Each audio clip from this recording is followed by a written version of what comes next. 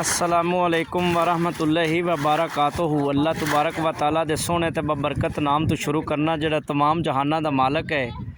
ते सजनों ते बेलियो की हाल है तुहाडा? तकड़े हो?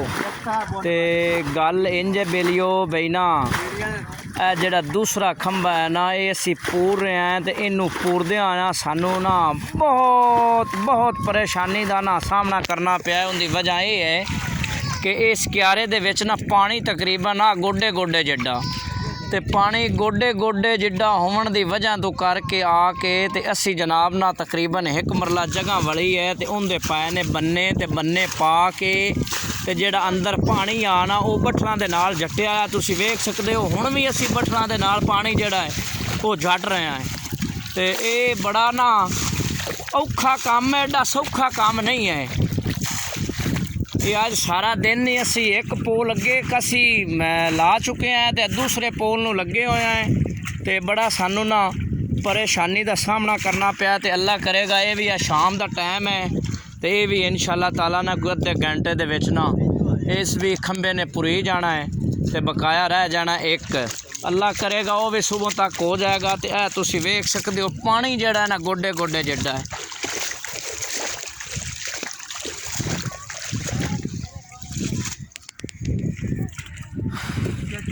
चिक्का चौधरी तरफ आया का बेला सोचता है सोचता ना भैया बेटा सोचता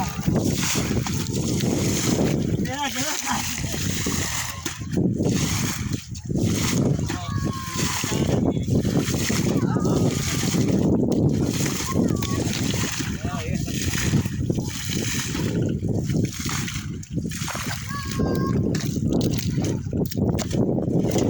असी पहले पानी सारा दा ना बठला ना झट चुके हाँ, लेकिन होया कि असी ना जिथे पहले खंभा लाया है वो समान उतों चुकन गए हैं तो किसी शरारती बच्चे ने पिछू जो पानी है ना वो टोक उन्हें तोड़ दिता तो पानी सारा फिर जनाब अंदर भरी गया। तो हुण फिर सानू दोबारा वक्त करना पिया है। तो यह वेखो जी इत्थे टोला खट्टिया है तो वह है भी वो जो टोला है ना वो भी सारा पानी नाल भरी चुकिया है। तो ये असी बठला ना पानी बाहर कढ़ते पे हैं तो इंशाअल्लाह जल्दी हो जाता है।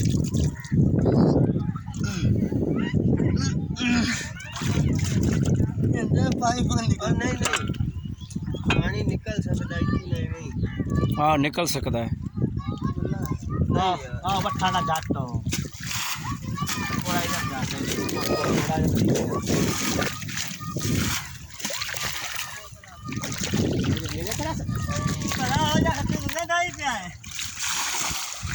जेड़ा खड्डा कड्ढा है ना जिंदे च असी पोल जनाब लाउना है वो जेड़ा खड्डा है वो भी पानी दे नाल सारा करना पौना पानी दे नाल भरी गया है। एवें खंबा यार विच जाना पानी उता निकलदा क्यों साथ जी यार ना थोड़ा पानी नहीं में काला तो खड़ा रहन दे विच पानी का हां हो जो खंबा में जाना पानी बाहर आ जाना वो परला सुका आ पानी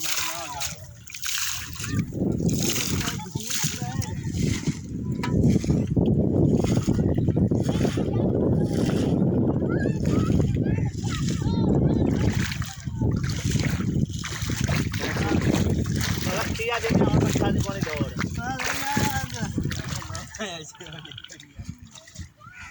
पानी और ना टेंशन ना लो हां ना क्यों नहीं